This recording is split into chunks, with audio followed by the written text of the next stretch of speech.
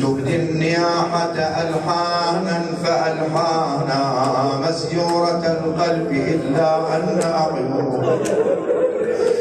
كالمعصرات تصب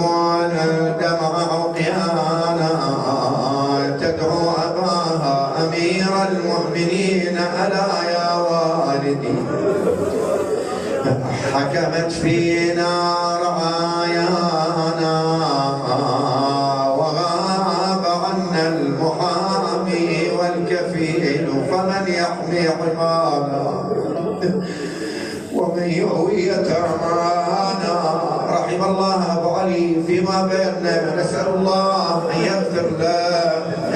وكل المحبين المؤمنين مجتمعين لمواساة ذويه. لكن يا مؤمنين بهالأيام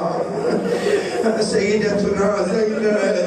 عيال أبي عبد الله عائلة رسول الله من الذي واساهم؟ نعم ما دمعت عين إحدانا إلا وجاءها الصوت يتلوى على كتفها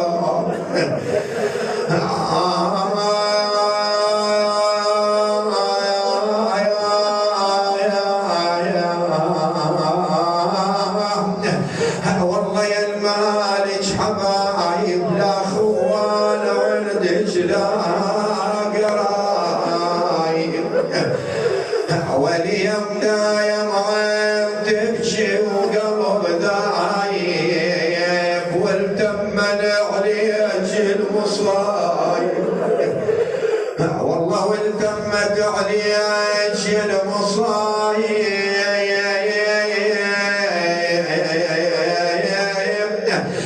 محمد يصل يد الحرايب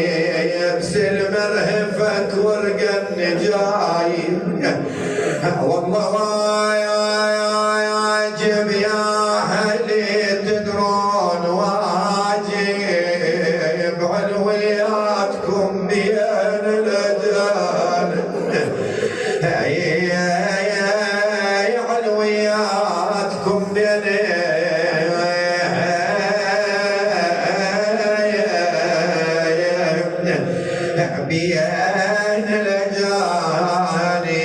بكل لحظة.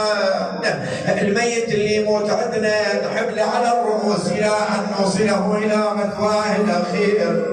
إلا أن المصائب في مثل هذه الأيام يا مؤمنين كانت في كل لحظة تنظر إلى رأس